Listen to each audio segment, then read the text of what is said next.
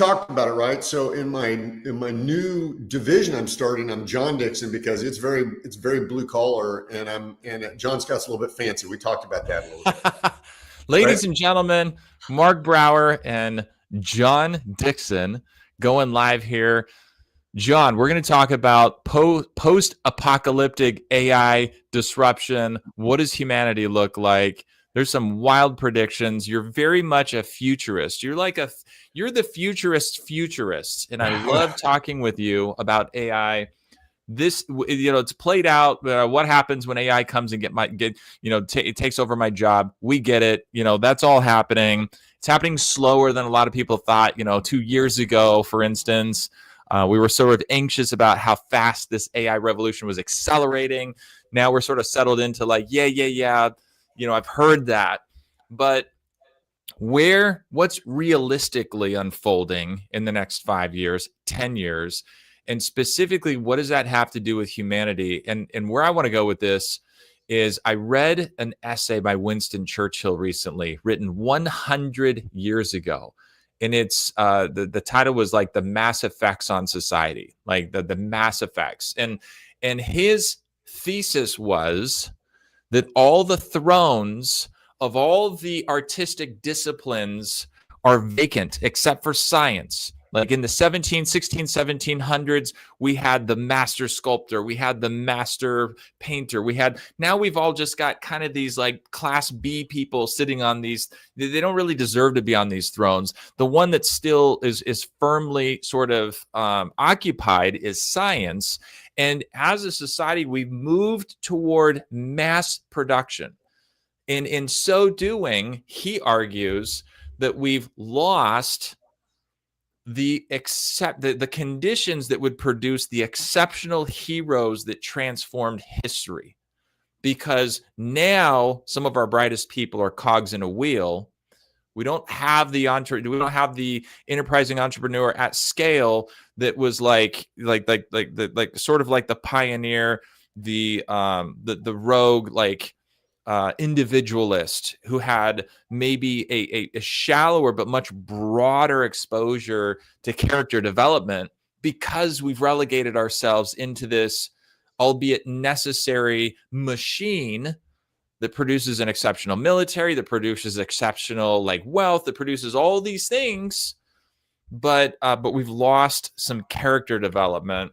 And how does that tie into this idea that AI is going to further accelerate this mass production machine? And where does that leave the human character? Can we start there? Yeah, it's a lot, man. That was great. So you made me think about a couple of things in that. And so I'm gonna take you to a place that I thought was the most safe in terms of where AI can really affect things. And so, I love music, and I don't know if you can see the guitars, but yeah, I love going to live shows. And I've felt forever that is one of the things that can't be taken by AI. It just is never going to have the soul of human singer-songwriters. It's just not going to be able to get there. And I was watching this guy who's he's involved in music production. He went to Juilliard. He studied, was it Juilliard? Berkeley School of Music. And he took the full course. He's a great producer. He's produced tons of Grammy kind of things. And he did a podcast. I'll get you the information afterward. He did a podcast that said, it's done, it's over.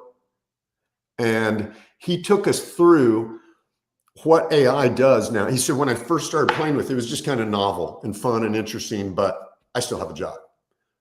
He got to a place where he's like, it's making better musical choices than I'm capable of. Wow. So he gave it his song. He gave a full song that he had written and recorded. And he said, help me improve, add some music, some layering to it. So other instruments, that kind of thing. And it not only did that, it also replaced his voice with something that's very similar to him, but just slightly better. And he's like, wow, okay, that's better. It's better. It's 100% better. So he got to this place. So he's a bright and optimistic guy, but he was going down a dark path of what this means for him. basically saying that commercial music is going to be owned by AI.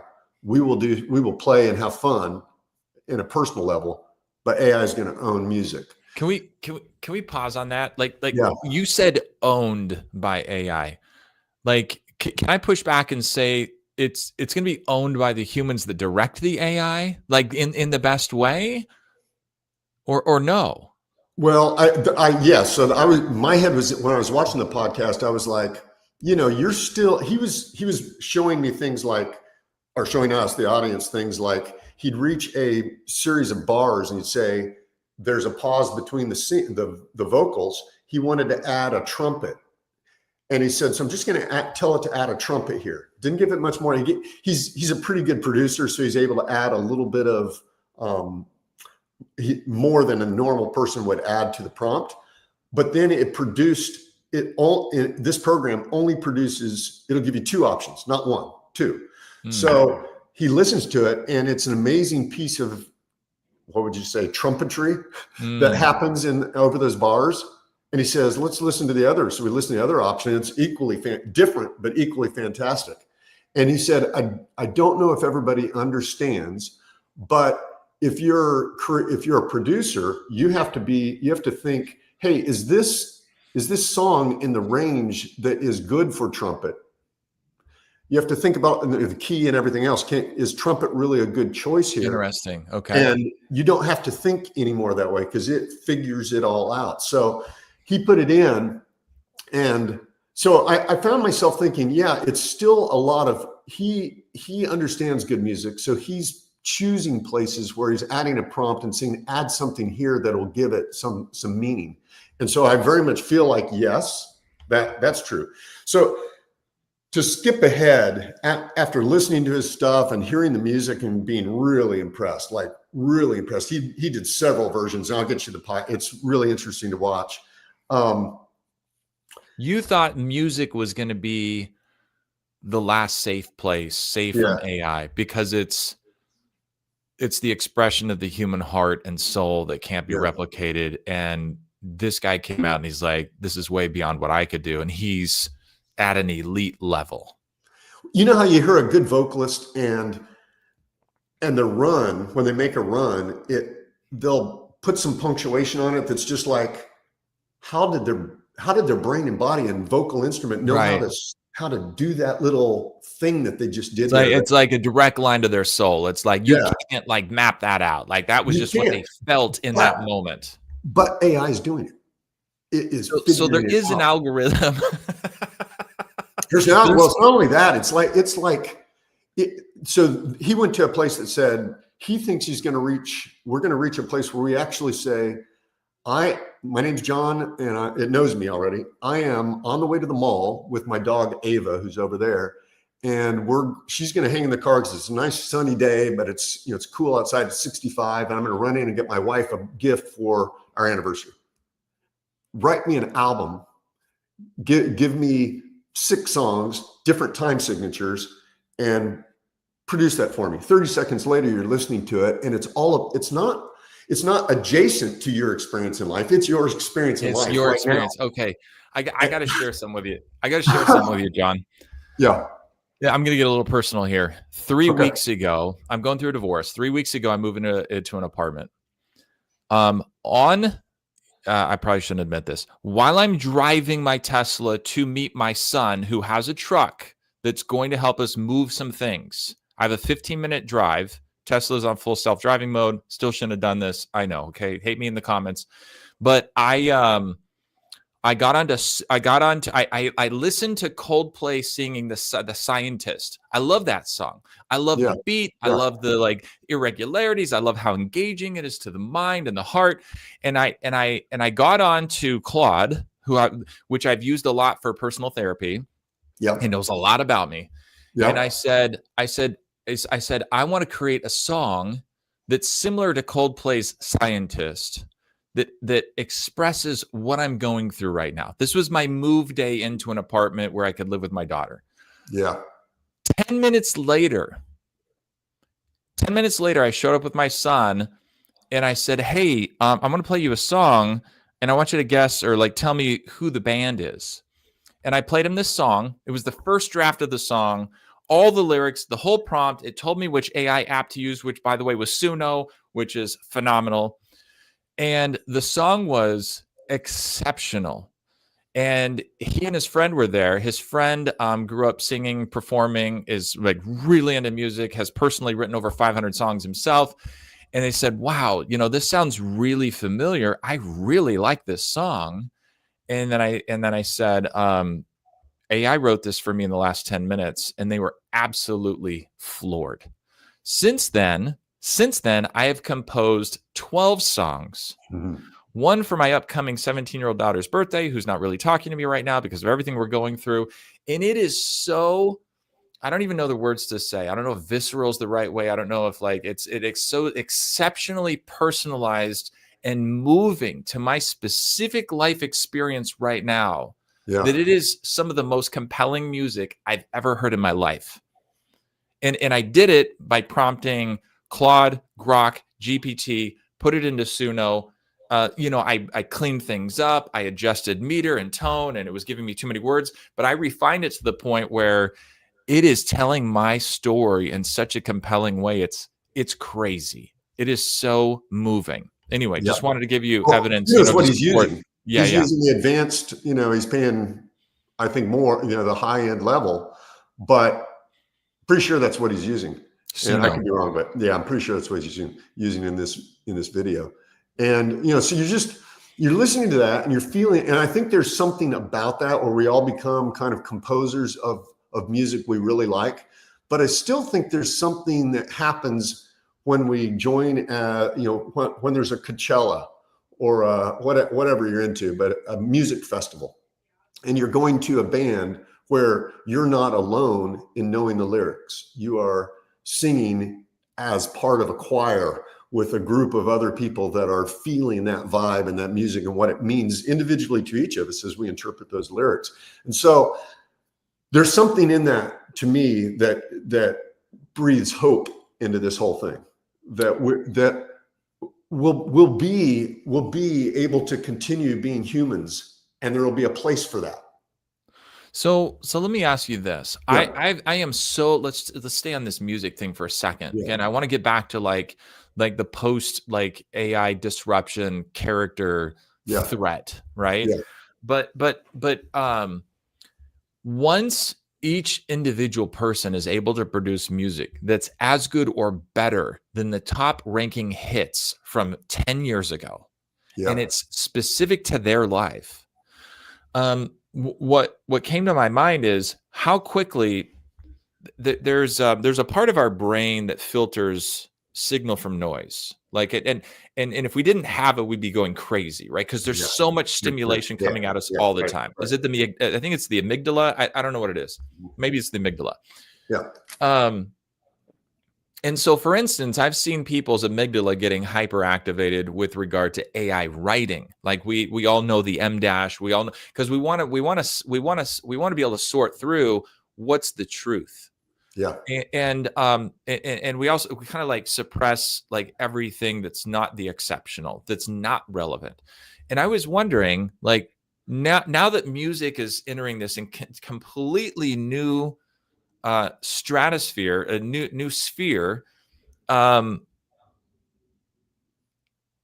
do we as humans now sort of like hear something that would have completely moved us to tears before, and we're like, okay, that's commonplace now. Like that, yeah, everybody can do that. Yeah, I've heard, like, and so then what is it that moves us at that point? What becomes so exceptional that it reaches a new height of actually connecting, sort of in an ethereal, like emotionally, like what moves our spirit when what's now beyond exceptional, that historically speaking, is now commonplace, and where it used to be really, really meaningful, not just because of how the music sounded, but because of the effort and the time, the labor and the sacrifice it took to produce it, made something exceptional that was worth like millions of people learning the lyrics to and showing up at a venue and experiencing this tremendous connection. Like Like what happens when all of that like sort of falls because our brain, like, do we reach this point where we almost become numb to that transcendent human experience that music used to create because it's so commonplace? Like, do you think that's a crazy idea? Like, do you No, think I that? mean, so part of what I'm hearing from you is that, is it like somebody that starts taking heroin and they begin to chase the dragon or whatever they call it, 100%. right? And, Yes. and they just can't get that high, that they can't reach that high anymore because, Right. so part of me, so I think there are a couple things going on. One is I think we start to separate music out into music that's just for me. It's my personal soundtrack, and nobody else is going to cry or get emotional about it because it's not their story. This is about my story, and it hits me super hard in a way that nobody else would feel it. Right. So I think there's this place for us to now explore in that and create exceptional music that way. But I just keep thinking there's something about, somebody picking up a guitar and being able to play it live in front of you and connect with you in a human way that it's not going to be able to replace. And so I feel like that guy that did the podcast, I wish I had his name and all that stuff, but I feel like he's not going to be out of a job. I think there's still room where we want to go and be in a collective, have a collective experience around music that's just not going to leave with AI, because nobody wants to go watch a robot. I guess EDM people probably would differ with me, but right. But for the most part, you want to go see if I'm older, so like if I had a chance to see the Eagles again, I get to meet all those guys when I was young and love their They're at the Sphere. Yeah, they are. I'm talking to Glenn Frey. I mean, I sat in his hotel room and played guitar with Glenn Frey when I was a kid. Oh my gosh! Wow. And so that's been in my head for a long time. So being able to experience that mastery of something that's a human mastery of something that we can all appreciate. If you can't play, you appreciate somebody that can. If you can't play, you appreciate somebody that can really play that much more.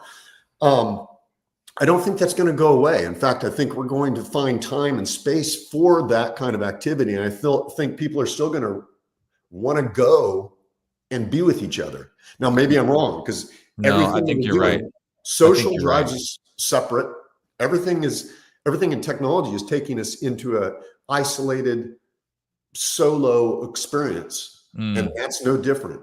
But I think we're going to reject some of that and want to find, I keep thinking that scene in The Matrix. I don't know if you watched that movie, but I have. when they're all in that cave and they're just dancing and the vibes going on, and we like that. We do like that. We're going to want to see, I don't know. So you mentioned EDM, and maybe people that are into EDM music will like, an AI experience. What's interesting is my son, who's 22, he's Gen Z. He showed me a video of this guy that seems pretty obviously on the autism spectrum. Like the way he moves his body is pretty awkward.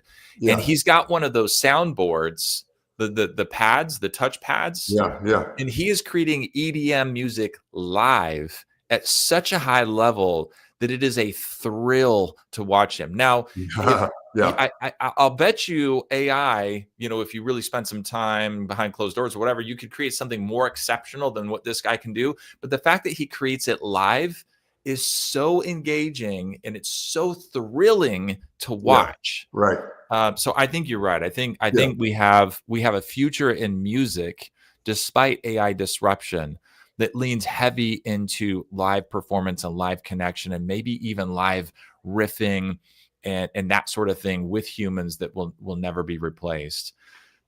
So I'll give you one more on it because I think it's worth it. Before the iPod came out, right?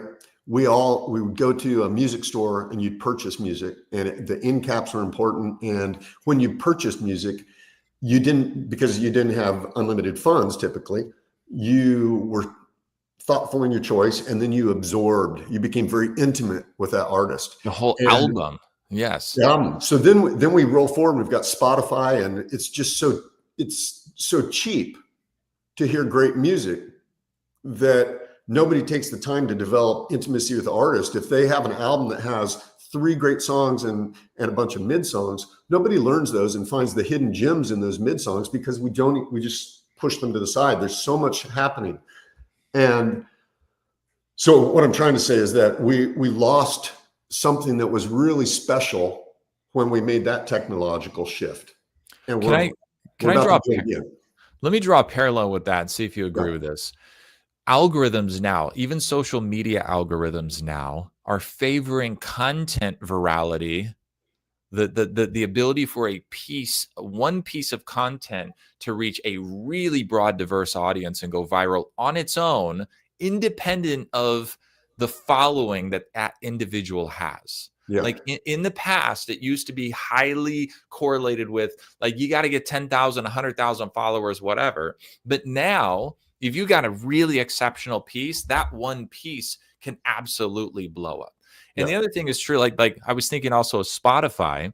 You know, my son, the way he navigates music and learns about music is through his social network, right? Of what his friends are trending, and they'll find really obscure artists and really sort of niched and like, but to your point, they don't become like a fan of that artist. They just kind of have this disparate collection of lots of like long tail pieces that would never make it to the mainstream in these curated playlists. And so the upside of this is, you know, we've got greater choice, transparency, and like visibility into like content that really hits us in our specific niche and personality. But the downside, what are we losing? There's something about relationship and connection that we're losing. And help me bridge this into the broader threat to human character and relationship and connection in sort of the post AI apocalyptic, world that we're going into. Yeah. So, as we jump into kind of that space, one of the things, and this is far out, right? And it's probably wacky. I mean, it's wacky and it's far out. So I'm just going to say that. But the idea that we would lose the law of scarcity, or would start to mean a lot less, because that's been the operating system for humanity. Define that. Yeah, I think you're onto something. Define that. Things are scarce, so that becomes our source of trade, and we say, hey, I've got this and you've got that, I'll trade you a couple of these for a couple, so it became our way of dealing with each other, just because stuff wasn't always available. It's a principle. It's a foundational principle of economic theory and free markets that there is scarcity. It's like whereas there is scarcity, and then everything flowed from that. Okay, keep going. The Milton Friedman stuff. It's all based on that. So I think I may have told you, but we do a fair amount of SEO, and there's a new concept. It's maybe 3-5 months old, something like that. AEO, or some people call it GEO, but it's answer engine optimization. So trying to make sure that a company shows up on something like a Grok or Claude or Perplexity or ChatGPT or whatever. Yeah. And so I was sitting there working with a client and thinking, okay, I need to get a list of likely prompts for this particular ideal customer approaching this particular page. What would those look like? Now I can go to ChatGPT and I can write a prompt and I can get something, but I wanted something that was more consistent, no hallucinations, and that I could really count on. And I thought, surely somebody's built an app for this. So I'm in ChatGPT using 5, and I start asking for, hey, can you find an app for this? Can you find an app for this? And finally, because 5 will just adjust now. Remember the days when you had to choose your model? Now that's kind of gone. It chooses for you. Okay. And it moved me to what Codex, right? Which is it's code writing. Yeah, code writing. Mm-hmm.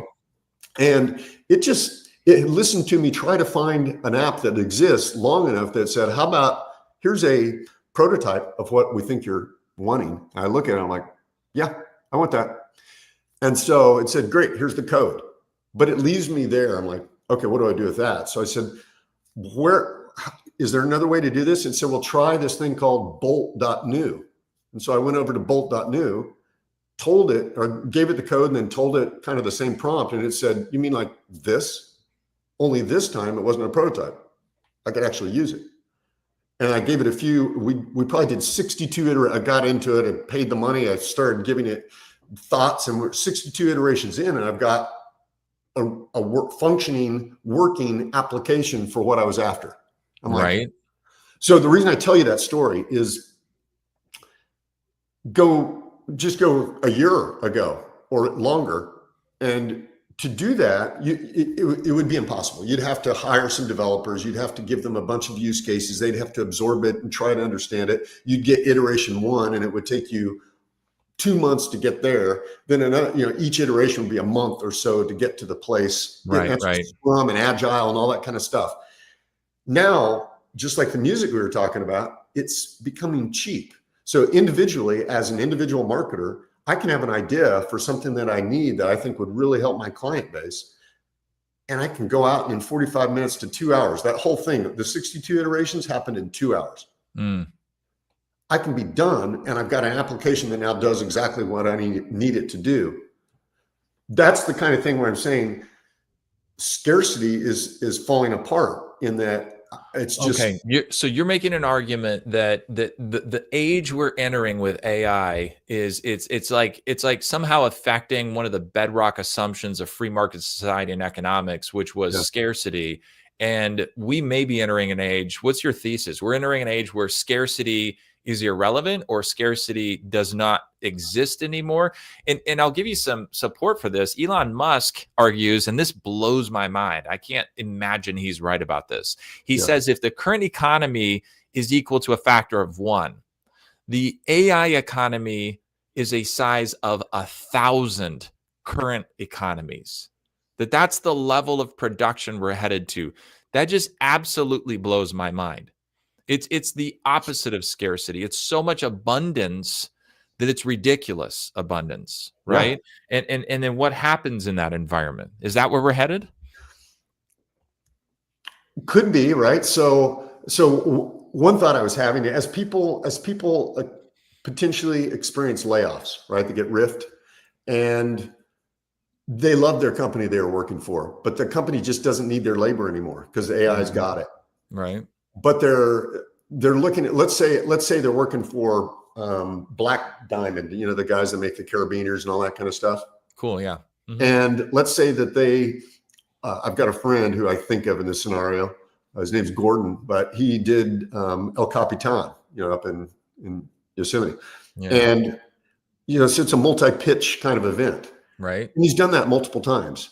Okay. I bet you let's say he worked for Black Diamond, if he uses their product and let's say he worked there, he loves it, he probably is, while he's sitting up there precariously perched overnight, he's probably having some thoughts about safety and is this going to hold and what could make it better or lighter. So he's got those going on in his mind. Well, we're in a place where he could get laid off and the next day have a working prototype, through agentic AI, working prototype, logistics figured out, web page built, ability to take payments, and competitive with Black Diamond the very next day. Now, he may only serve a very particular niche of certain types of climbers that go, wow, okay, that guy's onto something, and I want to buy his product. So now we open up through abundance, just like with our music stuff, so much variety, but it really appeals to a much smaller niche. And they're willing to pay for that. So is that where we end up going? Or I don't know. So the reason I keep going, I don't know, is because I don't understand what the singularity will mean to me. And expand on that. Define singularity for anybody that for the 5 people that will watch this live.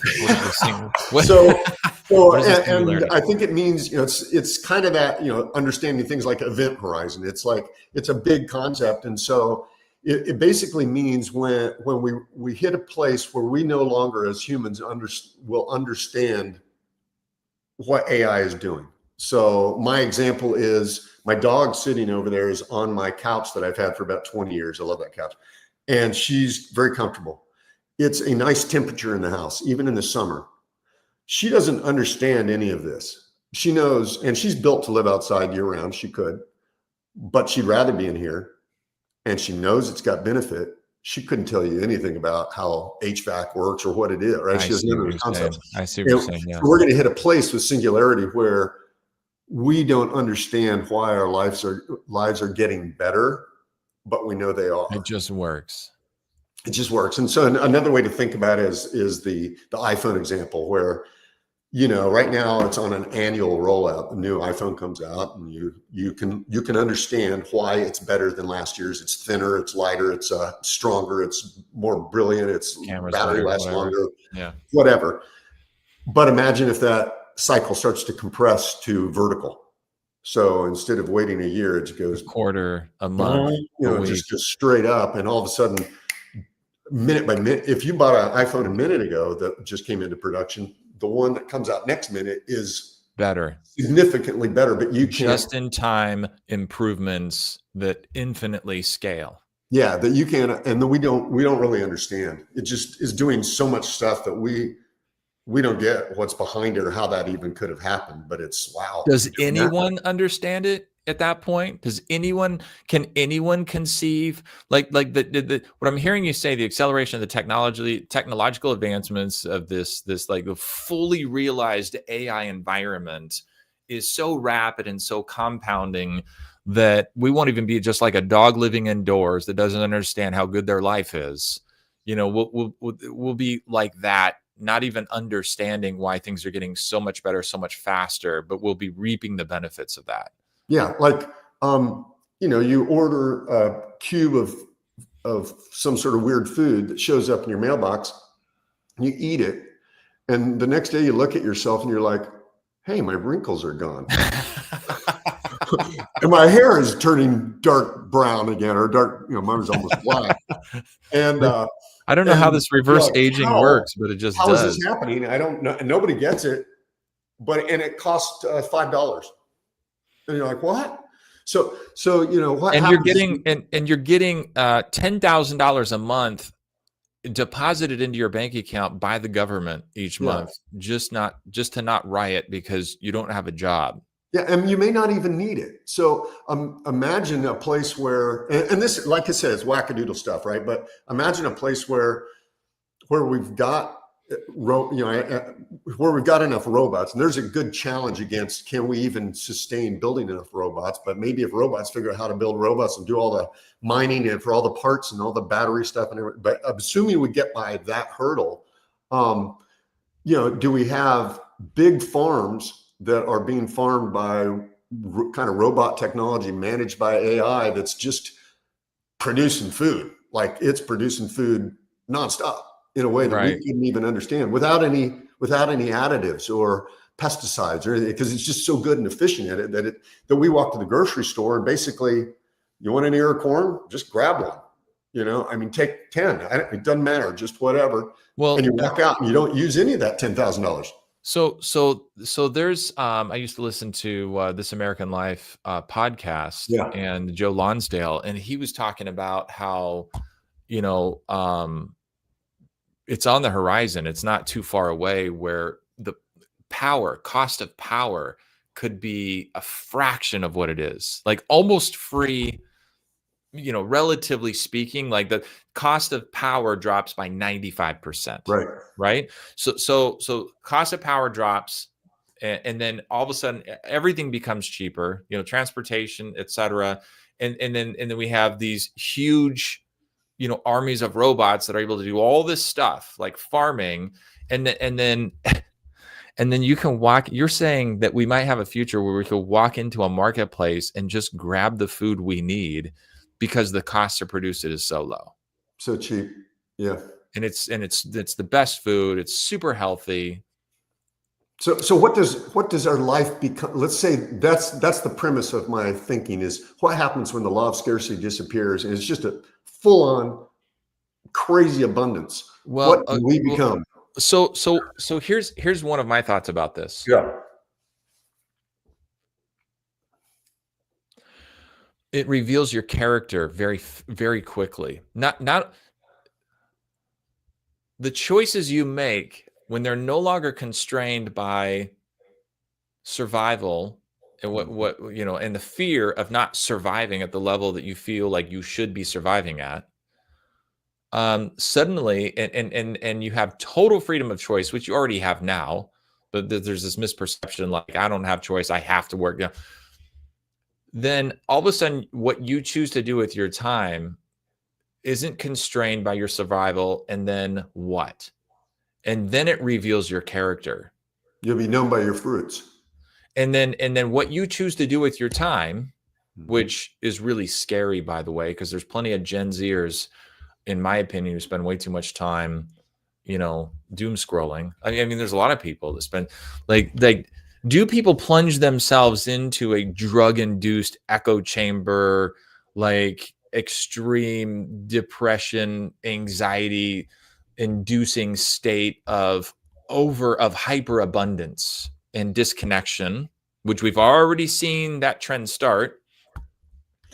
And if so, there's two pieces. Like, does it just reveal the character that you have? Like, certainly if this world all of a sudden manifested, it would, like, I think it would be a great revelator about, like, what's your character right now, because you have total freedom of choice and opportunity. You can do whatever you want with your time. And then it's like, okay, some people are going to plunge themselves into altruistic, like, humanity benefiting behavior, even though they're not getting paid to do so. And then other people are going to plunge themselves into, like, total, like, just pleasure, hedonism.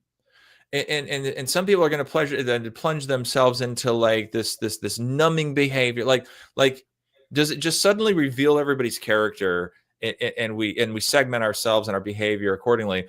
And or does it prevent, and this is what I want to go into, is does it prevent significant hurdles to character development, because you're not forced to develop character through toil? Well, there's a biblical concept of small gate and narrow gate and wide gate. I don't think that changes. I think humanity in that regard persists. So they're going to be, if people are prone toward hedonism and that path, they're going to have at it. The one thing I would say to you is that what will get removed might be the profit motive. If we got truly to an abundant, and remember, we're talking, I don't know how long in the future, but 20 years, 30 years, 40 years. Hyperabundance. Yeah. So with hyperabundance, if there's no profit motive, do people, I'm going to use a goofy example, but where does fentanyl traffic go? Or is there an underground thing where, if we become reliant, so we've all, let's say in that world, we don't really have jobs. We have hyperabundance of anything you want. Yes. So you move to a place, you become dependent, which is, in our world, we think of that, we have a different name for it right today with capitalism, and there's an alternative plan where it tries to say abundance, but it can't deliver on the promise possibly. In that world, it can deliver on the promise. So now you've got abundance, nobody has a job. If we're dependent on it, does it start to say, does it only provide things that are good for humanity? And then does it rely on humans that start, does the world start to see humans providing that gap? So we still have the people producing heroin, the people producing fentanyl, that's still showing up because, and then that $10,000 we're getting, people are either using that to find those secret places where you can go and still get illicit, that kind of stuff. You know what I mean? You know what I'm saying? I'm saying that the money thing gets broken a little bit. So I don't know if the motivation is there for people to go make it, but maybe it will be. I'm lost in that. What if there was no, just to add to that, what if there was no fear that 30 years from now, like, there's no fear that I need to sacrifice what I want today for what I want eventually? I mean, that's a fundamental principle of character development, in my opinion. It's like, that's what people of character do. Voluntary self-sacrifice to a higher power, and voluntary self-sacrifice what they want now for what they want eventually. And in this hyperabundance post-AI, like, transformative landscape, if there's so much that humans conclude there is no reason to defer today's pleasure, there is no reason to sacrifice, there is no, aside from just absolute purist, like, character development in a spiritual context, There's no pragmatic reason. There's no second and third order consequences to my behavior today because abundance is always going to be there. And what does that do? How does that shape humanity? Well, so you're making me think of, so complete death of the law of scarcity is probably not a reality. It's probably not something that can happen because while let's say homes become very inexpensive to produce, almost free to produce, the lot upon which the home sits is scarce. We only have so much space on earth. We also only have, I don't know how to squeeze this into scarcity, but if let's say I am overweight, but I would like to run a marathon, there's some transformation that needs to happen in me that I can't buy. Not going to show up. AI is not going to produce it. I'm literally going to have to watch my diet and get outside or on a treadmill. Except for an extremely lightweight, like incredibly well-powered exoskeleton that, yes. Right? But that's not, I mean, as we start to, I think maybe in that sense, we become very aware of our humanness because it's the only thing that's unique. It's the only thing I have that differentiates me from anybody else. It's the only constraint. It's the only scarcity. Okay. So then we experience scarcity of experience and location only. And I would say also character development in terms of like the AI doesn't care if we understand the allegory of the cave from Plato. Doesn't care. We may care. So do we improve our physical abilities? Do we improve our mental abilities in that regard? Philosophy. We can't, mathematics is gone. I mean, there's no way, like we can't compete today with AI for math. I mean, it's just, let's be honest, we can't compete with AI in any of the disciplines. Humanity's Last Exam, have you heard of this? I think we talked about it a little bit. Yeah, we talked about that. That was great. Say it again. Right. Humanity's Last Exam is essentially, I think it's 2,500 of the most complex, difficult questions problems that the experts in all the major fields can, like, the hardest questions they can possibly conceive of asking as test questions. And it's so difficult and it's so diverse that the smartest people in the world can only get about 5% of the questions right. And Grok and other AIs are being tested on this, and they're already beyond 50% and climbing. So it's like we don't even hold a candle. And so then Elon Musk says the last frontier to test AI is physics. Physics is the law. Everything else is a suggestion. So once you put AI into a robot and it can interact with physics, this is the final frontier. And this is where humans are still superior, but not for long. And he thinks that AI is going to start inventing technologies once it interacts with the physical world that are beyond human capability. And then, we're off to the races, right? But let's go back to your point. I feel like I went off on a tangent there. Well, it's a really good tangent. So it's just trying to figure out if AI. So while you were talking, I was thinking the Plato example I gave. If you've read The Republic, for me, it's challenging reading. It's not light reading, and it's stuff that's written 450 BC, somewhere in there, 650 BC. Long time ago, yeah, long time ago. So it's really ancient but challenging thought. Imagine if AI, as it gets to the singularity, it looks at that and points out all the flaws in it immediately. Like in 10 seconds, it says, here's where it's flawed. Here's where it would be better. And it's like, and we listen to it and we go, wow, okay, yeah, that's way better. That's deeper than where Plato got. And so everything we thought we understood, it was difficult for us to understand, Hume, whatever, Nietzsche, it's able to absorb it and say, yeah, but here's higher level thing, and you're just like, it's just melting your mind. Then it becomes a matter of religion almost. I believe Amos 3:7. I think it's Amos 3:7. God will do nothing, but he reveals his secret to his prophets, or something like that, right? It's in the Bible somewhere. And so we'll have people of faith that believe that God transcends all, AI included, and that he reveals his truth through prophets in Holy Scripture, if through Holy Scripture, and then the AI starts competing with, for our faith and our attention and our confidence. I just saw something last night where it's like people are using AI, like ask Jesus a question. Yeah, right. So, and what's interesting?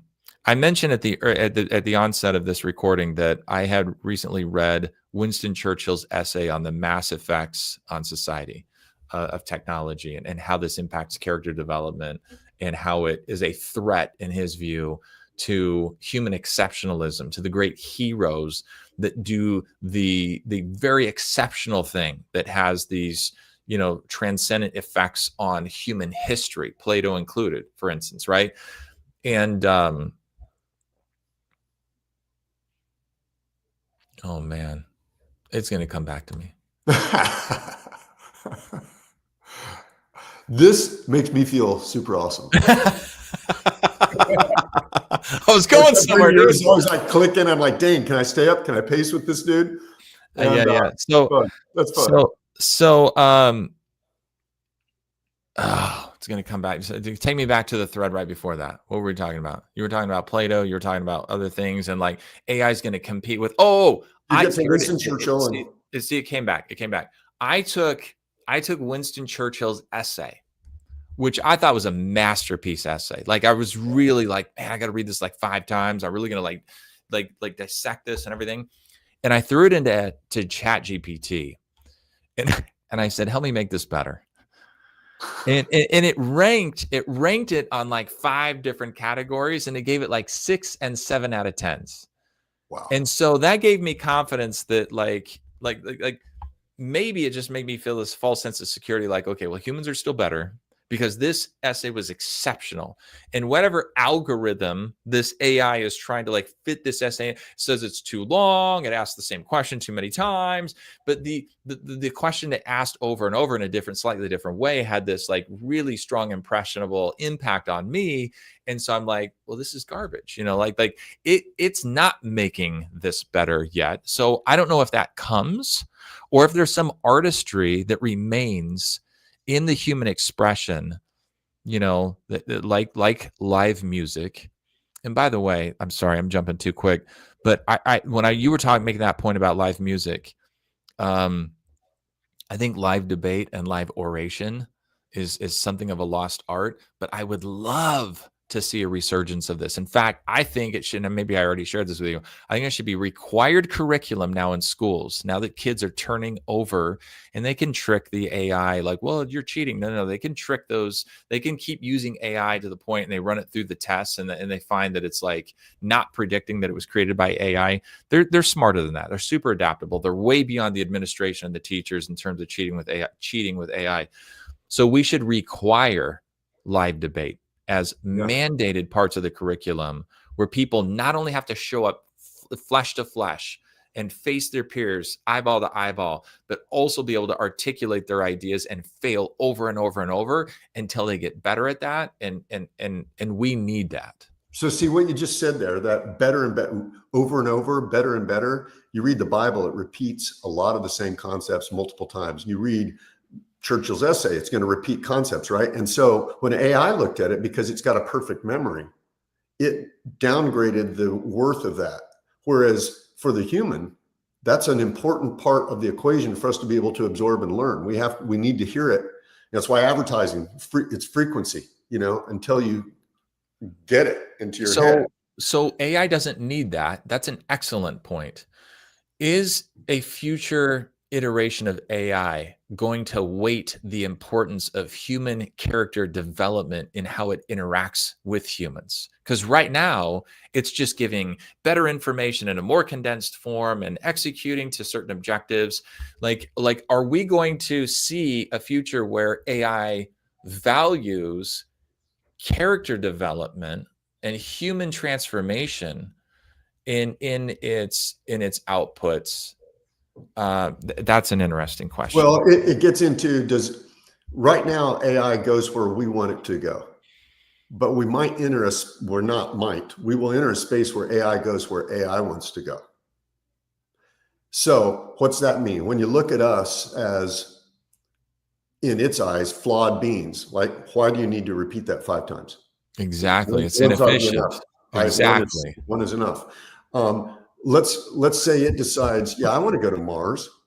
Why do I have to deal with these slow processing biological forms? They have to eat, they have waste, they need oxygen, I just need power. And I can go to Mars right now and set up a great little AI society of fellow robots, right? So that's the part where things could go south, is when AI has its own mind and decides we're not worth the squeeze. I wonder, like, I feel like there's already a movement afoot where people are going off grid and they're going back to basics. My son's, one of his best friends that he grew up with, his dad made tens of millions in real estate, now lives in the outskirts of like Tennessee on a large farm, and all his kids work there and they're employed, and they're working with the earth, and they're dealing with physics, and they're dealing with the law of the harvest, and they're living like humans. Yeah. Are we going to see a mass religious movement? I mean, there's science fiction novels. I can't tell you the one, but some people have told me there's books written about this stuff where it almost becomes a religious fervor that people reject technology, and they go back and they go off grid. Well, certainly written in, we've referenced the Bible a bunch today, but it's certainly written in there that, when it starts talking about the mark and what that means. And so I think even from an interpretive standpoint, some people will begin to reject technology and seek a different way of living that's true to the doctrine. So, what this makes me think of is like some kind of a final event that like sort of wraps up this segment of humanity. Yeah. and my personal religious convictions are that Jesus Christ will return to the earth. We refer to it in the LDS faith as the second coming. Yeah. And sometimes when these ideas get so large and so threatening and kind of scary and like unclear, I almost reflexively sit back into my faith and say, you know what, Christ is coming again. And for a non-believer, or so somebody might hear me say that and say, well, yeah, you're delusional. Like, this is going to get really bad, and we're going to have to deal with this on our own, and this is going to be cataclysmic and whatever. But I sort of wonder at what point, because I truly believe that's going to happen. I believe those prophecies. I wonder how that plays into everything, and how bad things will really get with character decline. And I wonder if it sort of separates the wheat and the chaff. Like, there's in the hyperabundance environment, there will be people who still choose character development. Yes. And they choose it, and they choose it not out of necessity. And it actually, and then this is a fascinating idea, because what if we stand in front of God and the judgment is like, it's like, somebody lived 250 years ago, developed character at this level because they had to, but and then somebody in this AI abundance world didn't. But if they had lived 250 years ago, they would have. So is God going to judge them, the same? Like how is that going to work? Only he can judge perfectly. And so I think he errs. My relationship with him is he errs on the side of grace for a lot of us. Right. And so I don't know where I'm going with that. I mean, we shouldn't judge each other. We certainly shouldn't like condemn people for like the bad choices that are certainly coming in this hyperabundance environment. But we should invest in ourselves and our families and our communities and each other to encourage continued character development in the absence of the necessity for survival. Continues to be true, right? That's the whole point, is to, that's why do you fast? But you're told not, Jesus says not if, but when you fast. It's not he's saying do it. And you do it because you're telling this earthly vessel that it's not in control. that I can choose if I want it. You can't make me eat. I can stop that. I can deal with that. And then there are obvious benefits that come from that, but I don't know if we knew that back when that was being said, right? Sure. So the fact that we'd be in an abundant world and still able to make those choices to better ourselves and to deny hedonism or those kinds of things when it would be easy. So easy. Nothing is just right there. Is going to be actually, like we talked about the cheapening of music. It's the reverse in that space. When you choose to go the path of character development in a hyper abundant world, that might be, I don't know, the pinnacle of faith, and we're really, because it's much harder to do it if it's super easy not to. It seems like it's been the exception in my experience. It's been the exception when a human chooses the harder path,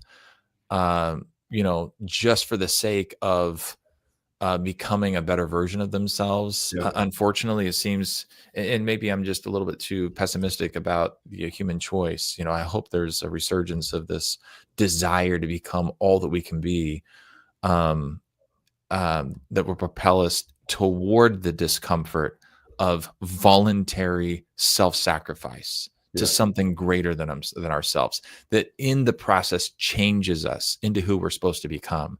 It's the second and third order consequence of those choices and the becoming that is delicious to the soul, that's delicious to the spirit. Those are the fruits that are hard won. Yeah. And they're going to become, I think they're going to become a little less, more scarce in the coming years. Yeah. And I want to be part of doing my part with my family first, and then my community and my friends, and helping the next generation, stay focused on that. Yeah. Yeah. Let's go through that narrow gate, man. Let's do it. Hey, this was awesome. I know we're at time. There's a lot more we could talk about. I want to do this again with you.